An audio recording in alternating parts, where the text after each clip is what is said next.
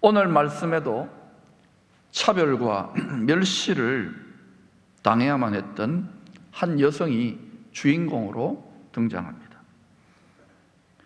여리고성을 방문하는 외부 여행객들이 묵는 큰 여인숙을 운영하는 여사장입니다. 동시에 여리고성에 돈 있는 사람들이 술 마시러 오는, 우리식으로 말하면 고급 요정집의 주인 마담 정도로 생각하면 될 것입니다. 그래서 이 라합이라고 하는 이름 앞에 항상 수식어가 낙인 찍듯이 죄인의 대명사라고 할 수 있는 기생 라합이라고 늘 그렇게 부름받아요. 성경에도 그렇게 기록되어 있습니다. 라합은 돈도 많았을 것입니다. 친구도 많았을 것입니다. 즐거움도 많았을 것입니다만 늘 이 기생자, 죄인의 대명사라는 이 천한 것이라는 이 자기 정체성의 이 꼬리표, 그림자처럼 저주처럼 따라 이거 떼내고 싶었지만 기생 라합이라고 사람들에게 불림받고 그렇게 받아들여졌어요. 우리도 죄인이었습니다. 죄라는 걸 떼내야 됩니다. 여러분이 예수 그리스도를 믿고 정죄함을 당하지 않는데도 불구하고 여전히 죄책감에 시달린다. 그러면 앞에 기생자가 붙는 겁니다. 세리가 붙는 겁니다.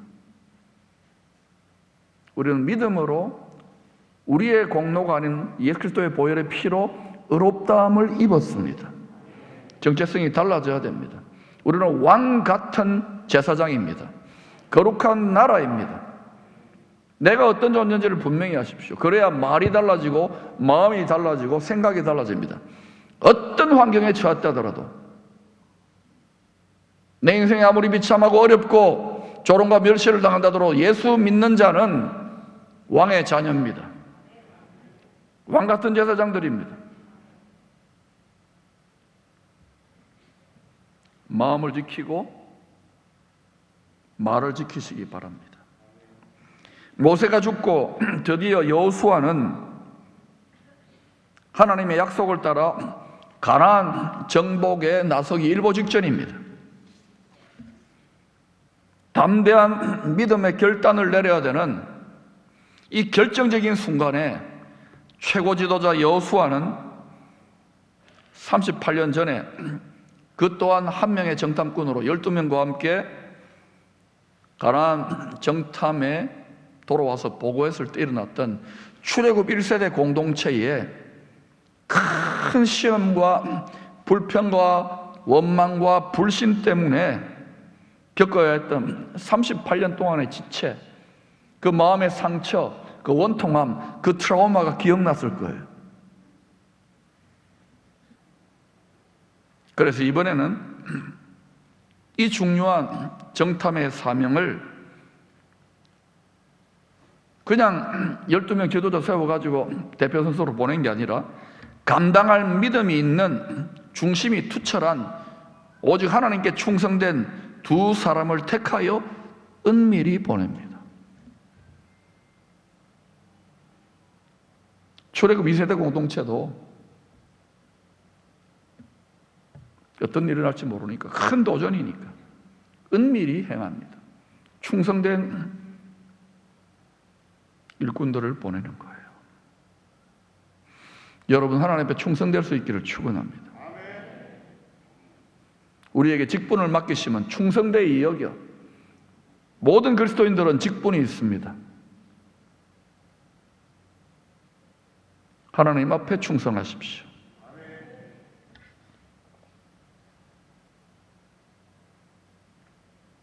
두 정탐꾼은 여호수아의 명을 받들어, 아니 예수와 그리스도의 명을 받들어 가나안 땅에 들어가서 첩보를 수집하다가 하나님의 인도로 기생 라합의 여인숙에 들어가서 머물게 됩니다.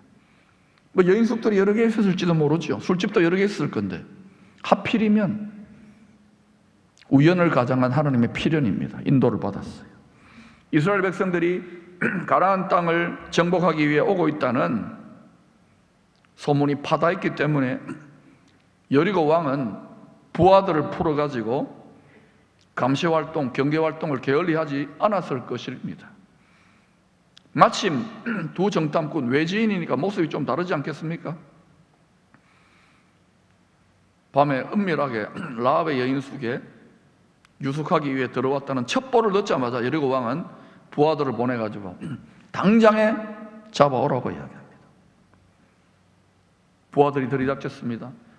이 위기의 때에 우리로 말하면 큰 여인숙, 큰 호텔을 경영하는 여사장답게, 큰 요정을, 술집을 경영하는 마담 언니답게 차분하게 강단 있게 이 부하를 따돌리고 미리 이 사람들을 숨겨가지고 살려냅니다. 이후에 라합은 이 두 정탐꾼과 조용한 시간을 가지면서 대화할 때에 자기의 깊은 속마음을 털어냅니다. 9절에 보니까 이렇게 말합니다. 같이 읽어보십시다. 시작. 말하되 여호와께서 이 땅을 너희에게 주신 줄을 내가 아노라. 우리가 너희를 심히 두려워하고 이 땅 주민들이 다 너희 앞에서 간담이 녹나니. 이 땅 주민들이 간담이 녹았다고 합니다. 이 요정에서 라합은 외지의 여행객들이나 여리고성의 지체 높은 양반네들이나 돈 있는 자들이 와가지고 술 마시러 와가지고 떠들어대면서 이런저런 술김에 하는 말들이 있잖아요. 취중진담이라고. 이런저런 말하는 소리들 속에서 일반적인 백성들이 들을 수 없는 고급 첩보들을, 고급 정보들을 듣는 거예요. 양주병을 들고 가면서 그때는 뭐 여리고병인지 모르지만, 그리고 또 술안주를 들고 가고 음식을 접대하러 들어가는데 이렇게 귀동냥을 하게 되잖아요. 무슨 소리를 듣느냐? 여호와라는 신이 있는데 이 신이 자기 백성들을 위해서 홍해 바닷물을 마르게 했다 카더라. 이 백성들이 거리로 건너고 그들을 추격해가지고 죽이려 했던 당시에 세계에서 가장 막강한 제국인 바로왕의 군대들이 전부 다 수장됐다 카더라. 그리고 이 친구들이 아말렉을 무찌르고 이제는 요단 동편 두 왕인 시온과 옥의 백성들과 군사들이 대들었다가 전멸당했다 안 하나? 아이고야, 세상에 무시라. 이런 말들을 들었을 것입니다. 라합이 아마 경상도 여자였을 거예요.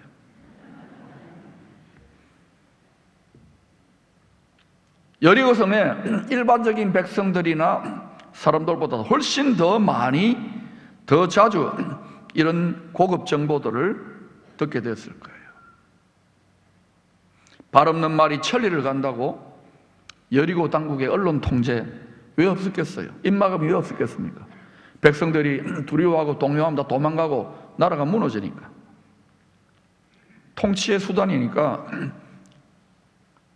그런데도 어때요? 발 없는 말이 천리를 간다고 입소문은 점점 번져가는 것입니다. 그러면서 여리고성 주민들의 마음에 두려움과 공포가 가득하게 되었습니다. 여러분 분명히 알아야 됩니다. 38년 전에 출애굽 1세대 공동체들이 두려움과 공포에 원망과 낙담과 불평으로 와글와글했습니다. 자기들을 보고 하나님을 바라보지 못하고 메뚜기 떼와 같다고, 우리는 이것밖에 안 된다고.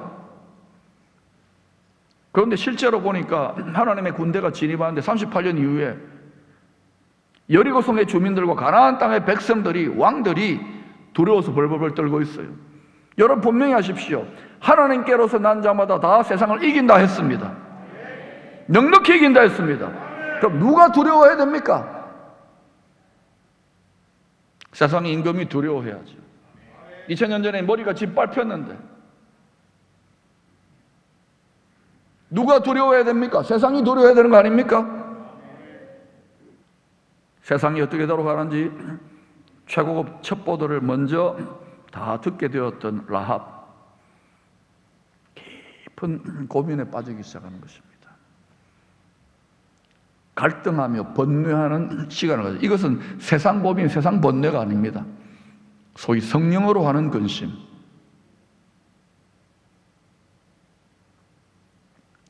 자기들이 살고 있는 가나안 땅이라는 세상이 아닌, 여리고성이라는 세상이 아닌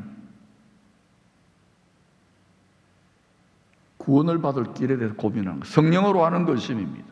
하나님의 뜻대로 하는 근심입니다. 살기 위한 근심입니다. 무엇을 먹을까, 무엇을 마실까 근심한다면 죄송하지만 아직도 여러분은 가나안 땅 구경도 못했어요. 뱅글뱅글 뺑뺑이를 돌고, 군대 가자 뺑뺑이 돈다 그러잖아요. 여러분 마음을 정직하게 들여다보시기를 바랍니다. 고민하는 거예요. 갈등하는 거예요. 어떻게 하면 나와 가족들이 이 위기의 순간에, 왕의 군대들이 오고 있다고요. 예수 그리스도가 이제 오신단 말입니다. 왕과 하늘 군대와 함께 오신단 말입니다. 어떻게 하면 살아남을 수 있을까? 저와 여러분 속에 이 고민이 있어야 됩니다. 성령의 뜻대로 하는 근심이 있어야 됩니다. 주님의 재림의 소식 때, 재림 때 여러 가지 진동이나 재난이나 일어난다, 그걸 보고 두려워하고 떨면 안 돼요. 고민하고 갈등하는 단계를, 두려워하는 단계를 통과해야 됩니다. 그 다음에 뭐냐? 살 길을 찾아 결단하면 되는 거예요. 준비하면 되는 거예요. 할렐루야. 하나님은 언제나 새 길을 여십니다. 하나님은 웨이메이커입니다.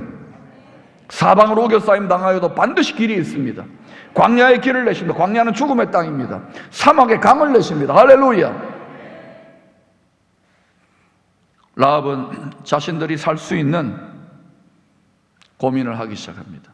바로 이와 같은 때에, 이 갈등의 때에, 이 깊은 고뇌의 때에 때마침 두 정탐꾼이 방문합니다. 때마침 두 명이 전도하러 옵니다.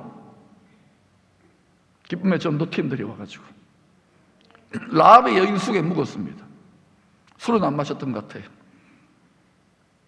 여러 가지 대화를 할 때 라합은 이 여호와의 군대로 오는 이 두 정탐꾼이야말로 나와 우리 가족이 살 수 있는 신이 주신 절호의 기회라고 이 기회를 붙잡았던 거예요. 할렐루야. 라합은 아마 온 집안 사람들을 따로 불러다가 은밀히 가족들의 운명이 걸린 이 중차대한 문제를 놓고 온 집안이 회의를 했을 것입니다. 가족 회의를. 그런 말은 없어요. 그래서 제가 영화 감독이라면 그렇게 했을 것 같아요. 가족들이 다 동의를 해야 될 거 아닙니까? 그리고 그 회의 내용을 제가 이렇게 천국에 전화해 보니까 라합이 이런 말을 했다라고 갑디다. 또 이상하게 생각하지 마세요.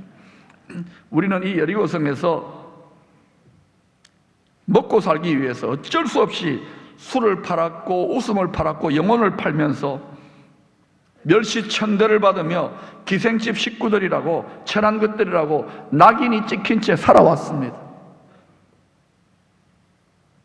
우리도 다 그렇게 살아왔어요. 먹고 살기 위해서, 돈 벌기 위해서는 모든 짓을 다 하잖아요. 소문을 들어서 알고 있듯이 위로는 하늘에서도 하나님이시고 아래로는 땅에서도 하나님이신 여호와의 군대, 하나님의 군대가 이 가나안 땅, 이 여리고성을 정복하기 위해 진군해 온다고 합니다. 때마침 천우신조로 지금 이 여인 속에 머물고 있는 정탐꾼들의 생명을 내가 숨겨서 살렸습니다. 그래서 나는 그 대가로 그들에게 나와 우리 가족들을, 당신들이 이 성의 죄를 심판할 때에 진멸하지 말고 살려달라고, 뿐만 아니라 하나님의 사랑으로 이 선대라는 단어를 히브리어 원어로 헤세드라 합니다. 긍휼과 자비와 인자로 대해달라고 맹세의 서약을 할 것입니다. 그러니 비밀을 꼭 지켜주시고, 가족 여러분들은 이게 비밀이 누설되면 다 죽는 거예요. 여리고 왕에게 나의 믿음의 결단에 함께 동참해 주십시오. 그래서 전부 다 온 가족들이 약속을 합니다. 이것이야말로 우리 가족 모두가 살아남는 유일한 길입니다. 그 회의가 끝났어요. 라합은 두 정탐꾼과 함께 피해 맹세를 합니다. 이건 생명을 건 맹세입니다. 이걸 어기면 여호와 하나님이 우리의 생명을 쳐도 좋다. 이때 두 정탐꾼은 이 라합에게 고맙잖아요. 자기 생명을 살려줬으니까. 이렇게 14절에서 약속합니다. 같이 읽어보십시오. 시작. 여호와께서 우리에게 이 땅을 주실 때에는 인자하고 진실하게 너를 대우하리라. 이 인자라는 단어도 역시 헤세드입니다. 긍휼로 진실하게 너를 대우하리라. 라합은 피해 맹세 후에 두 정탐꾼을 여리고성 벽으로 난 창문, 자기 집 창문에다가 밧줄을 내려가지고 도망시켜 줍니다. 그때 도망치면서 이 두 정탐꾼은 자기들이 정탐할 때 지내고 다녔던 붉은 줄이 있습니다. 이 줄을 우리들이 당신과 맺은 이 피해 맹세 언약을 반드시 약속을 지키겠다는 이 맹세를 이행하겠다는 징표로 이 창문에다가 매달아 놓으십시오. 그리고 반드시 우리들이 이 성에 하나님의 능력으로 돌아와서 이 성을 진멸할 때에, 심판할 때에 이 붉은 그러한 밧줄을, 붉은 줄을 메어 놓은 이 집 안에 당신과 당신의 모든 가족들이 반드시 그 안에 있어야지, 그때 여러 가지 소리가 나온다고 겁나가지고 뛰쳐나가면은 당신의 생명을 보장할 수 없다고. 반드시 이 붉은 줄을 맨 이 집 안에 있어야 된다고. 예수 그리스도의 십자가 보혈의 피 안에 있어야 된다고. 하나님의 말씀 안에 있어야 된다고. 하나님의 말씀의 다스림 안에 있어야 된다고. 성령의 약속 안에 있어야 된다고.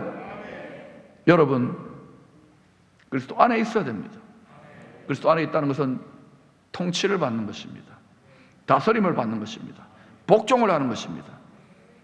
우리가 하나님의 다스림을 받지 않으면서, 우리가 하나님 말씀의 언약을 지키지 않으면서 하나님이 능력으로 나를 역사하라고, 그리고 천국 간다고, 그거는 믿음이 아니에요. 죽은 믿음이에요. 결국 라합의 담대한 생명을 건 순종의 믿음의 용기로 말미암아 한 번의 용기입니다. 큰 돌파가 일어납니다. 그리고 라합은 온 가족들을 다 하나님의 심판의 때에 구원해냅니다. 여러분, 왕과 왕의 군대가 지금 오고 계셔요. 할렐루야. 그때는 반드시 옵니다. 용기를 내십시오. 여러분과 여러분의 가족들, 여러분이 사랑하잖아요. 가족들의 혈과 육만 사랑하는 것이 아니라 그들의 심령이, 그들의 영혼을 사랑하지 않습니까? 여러분의 사랑하는 자녀들과 손주들과 여러분 남편과 아내의 가족들의 영혼을 놓고 애통하며 밤새워 기도해 본 적이 있느냐 말입니다. 영혼이 먼저 구원받아요. 몸의 구속, 몸의 부활은 그 뒤에 일어나는 거예요. 그러나 기독교 유물론자들이 너무 많아졌어요. 눈에 보이고 귀에 들리는 혈과 육이 아닙니다. 이것은 아무리 복받아도 100년 정도 지나면 다 쓰러져요. 영혼의 복을 먼저 받으시기를 바랍니다. 보이지 않는 심령의 복이 먼저 임할지어다. 뿐만 아니라 이 라합은 가족 구원을 넘어서서 이방인이요 죄인의 대명사였던 기생으로 낙인 찍혀서 수치스럽게 살아야만 했던 이 라합은 하나님의 헤세드로, 하나님의 인자와 긍휼과 자비로 이스라엘 유다 지파의 살몬이라는 남자하고 결혼해가지고 예수님의 조상이 되는 영광의 주인공이 됩니다. 마태복음 1장 5절에 이렇게 말합니다. 살몬은 라합에게서 보아스를 낳고, 보아스가 누군지 알지요? 모압 여인 룻에게서 오벳을 낳고, 오벳은 누구를 낳습니까? 다윗의 아버지를 낳는 거예요. 예수님의 혈통적 조상이 됩니다. 천한 여인이 영광의 주인이 돼요. 하나님의 솜씨가 놀랍지요. 뿐만 아니라 히브리서 11장 31절에 소위 믿음의 영웅들의 명예의 전당이라고 하는 거기에 라합의 이름이 찬란하게 빛나고 있습니다. 믿음으로 기생 라합은 정탐꾼을 평안히 영접하였으므로 순종하지 아니한 자와 함께 멸망하지 아니하였도다. 왜 순종해야 되느냐? 멸망하지 않기 위해서입니다. 오늘날 순종 안 하면서 천국 간다고요? 죽은 믿음으로 천국 간다고요? 두려워 떨지를 않아요. 성도들이 야고보서 1장 25절에도 순종의 행함을 보인, 살아있는 믿음의 본을 보인 이름으로 기생 라합이 등장합니다. 또 이와 같이 기생 라합이 사자들, 정탐꾼들을 접대하여 다른 길로 나가게 할 때에 행함으로, 이건 그냥 믿음 없는 행함이 아니라 믿음의 순종의 행함으로 의롭다함을 받으신 것이 아니냐. 아멘. 우리가 믿음으로 의롭다함을 받습니다. 그러나 그 다음에는 믿음의 순종의 행위로 계속해서 의로움이 지켜져야 돼요. 약속을 지켜야 돼요. 내 생각으로 순종할 수 있을 때까지만 순종하고, 여러분 가나안 땅을, 우리의 사명을 남김없이 다 점령하려면요 온전한 순종이 돼야 돼요. 갈렙도 여호수아 앞에 뭐냐? 온전히 쫓았더라, 온전히 쫓았더라, 온전히 순종했더라, 온전히 순종했더라.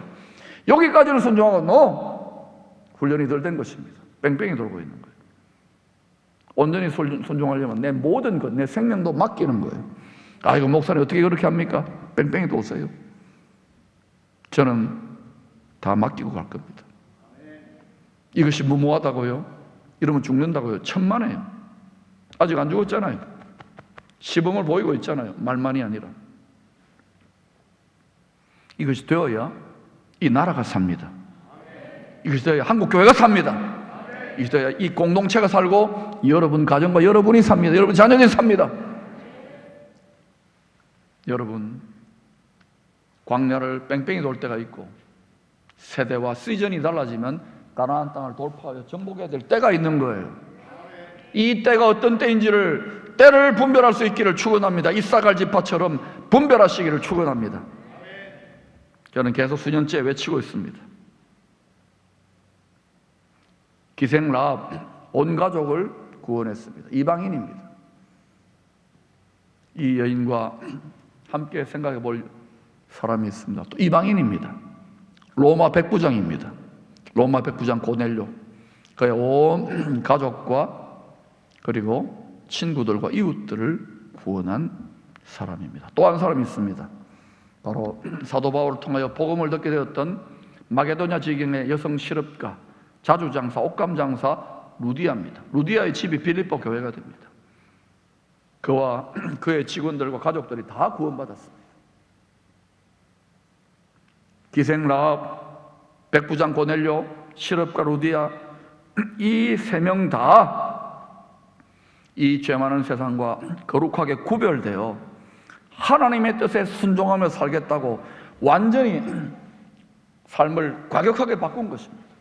어떻게 로마 백부장이, 어떻게 돈이 하나님인 여성 실업가가 끝까지 바울의 후원을 하며, 기생 라합도 마찬가지 아닙니까? 여리고성에서 높은 자들, 돈이나 뜯던 자가, 여러분이 여러분 가정과 가문에 그리고 가족들과 이웃들에게 믿음의 조상이 되고 많은 자들을 구원하여 하늘의 별과 같이 빛나기를 원합니까? 하나님의 생명책과 영광의 책에 이름이 영원토록 길이 남기를 원합니까? 결단하십시오. 어느 민족 누구에게나 결단할 때가 있습니다. 지금은 이 민족 전체가, 한국교회 성도 전체가 결단해야 될 때입니다. 이 수준에 머물 것입니까? 아닙니다. 갈등하는 수준에 머물 것입니까? 아닙니다. 이 눈에 아무 증거 아니 보이고 이게 아무 소리 아니 들리더라도 여러분 강하고 담대하게 나아가야 돼요. 지식이 없어서가 아니에요. 너무 많이 알아서 문제입니다. 말로 되는 게 아닙니다. 하나님 나라는 말에 있지 아니하고 순종의 의가 따라와야 돼요. 평강에 예비한 것으로 신을 신고 원수 마귀 뱀과 정갈을 밟는 거예요. 평강을 빼앗기지 않습니까? 도적들 당하지 마십시오. 의와 평강 다음에 희락이 기쁨이에요. 우리의 기쁨이 부어질 때에, 기쁨의 능력이, 기쁨의 어노인팅이 일어날 때에 다윗이 가는 곳마다 이겼던 동료들보다 승하고 승리하는 승리의 기쁨에 동참하게 될 것입니다. 마음을 지키시기를 축원합니다.